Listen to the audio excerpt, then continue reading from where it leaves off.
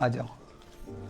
वो साहब, हमने सुना है यहाँ पर फ्लैट बेचे जाते हैं। हाँ बेचे जाते हैं, लेकिन अभी किसी फ्लैट मालिक को नौकर नौकरानी की जरूरत नहीं है। अरे साहब, हम कोई काम मांगने के लिए नहीं आए हैं। अरे तो फिर यहाँ पर भीख मांगने के लिए आए हो क्या?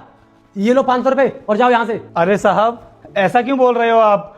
हम तो फ्लैट खरीदने के लिए आए हैं। क्या कहा? फ्लैट खरीदने के लिए? अरे ये ना वीआईपी सोसाइटी है। मुझे तो ये समझ में नहीं आ रहा कि तुम्हें वॉचमैन ने अंदर कैसे आने दिया। अब क्या तुम्हारे जैसे गवार भी फ्लैट में रहेंगे? बेटा तुम्हारे लिए ना झोपड़पट्टी ही ठीक है। साहब, आप ऐसा क्यों बोल रहे हो? हमने तो सुना था कि ये बहुत अच्छी सोसाइटी है और यहाँ पर सब बड़े बड़े लोग रहते हैं, कोई किसी के साथ बदतमीजी नहीं करता है, इसलिए हम यहाँ पर फ्लैट खरीदने के लिए आए थे। लेकिन आप तो हमारे साथ ऐसा व्यवहार कर रहे हो। अरे जब तुम्हें पता था कि इस सोसाइटी में अमीर लोग रहते हैं फिर भी मुंह उठा कर आ गए, इसलिए चुपचाप निकल जाओ यहाँ से, वरना वॉचमैन को बुलाकर धक्के मारकर बाहर निकलवाऊंगा मैं। साहब, आप हमारे पति से बदतमीजी से क्यों बात किए जा रहे हो? हम नहीं बोला था अपने पति से कि चलकर हम शहर में रहते हैं और आप हो कि इन्हें सुनाए जा रहे हो। अरे शांति, हमने तुमसे पहले ही कहा था कि शहर में जाने की जिद मत करो। जैसे गांव के लोग होते हैं ना, वैसे शहर के लोग नहीं होते। देखो ये साहब हमारे साथ कितनी बदतमीजी कर रहे हैं। और अगर तुम्हें हमारे बेटे को क्रिकेटर बनाना भी है तो उसको शहर भेजना जरूरी है क्या?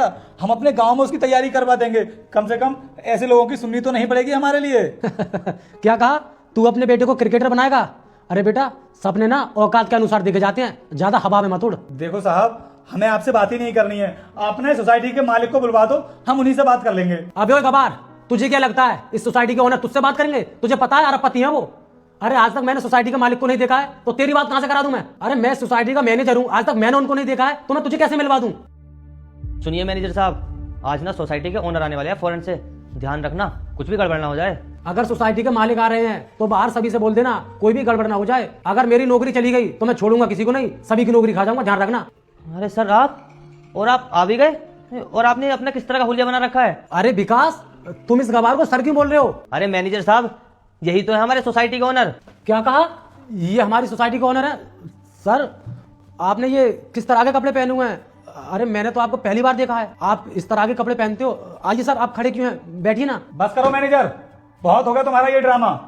मैं इस तरह के कपड़े पहनता तो नहीं हूँ, लेकिन मजबूरी में मुझे और मेरी वाइफ को ऐसे कपड़े पहनने पड़े हैं क्योंकि तुम्हारी हरकतें ही कुछ ऐसी। रुक जाओ मेरे बेटे, मैं तुझे आशीर्वाद देती हूँ कि अगले सोमवार से पहले तुझे एक बड़ी खुशखबरी मिलेगी और जो भी तुम्हारे मन की इच्छा है वह भी अवश्य पूरी होगी। लेकिन बेटा तुम भी मेरे सच्चे भक्त हो तो इस भले इंसान की वीडियो को लाइक सब्सक्राइब करके जाना। तथास्तु मेरे बेटे।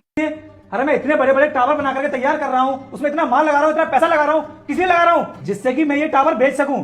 और तुमसे एक फ्लैट नहीं बेचा जा रहा है। मुझे लगा था कि हो सकता है लोगों को कोई चीज पसंद नहीं आ रही हो, इस वजह से नहीं खरीद पा रहे हो। और तुम्हारी आदत को देख करके आज मुझे लग रहा है कि लोग हमारी सोसाइटी में फ्लैट क्यों नहीं खरीद रहे हैं, क्योंकि तुम्हें लोगों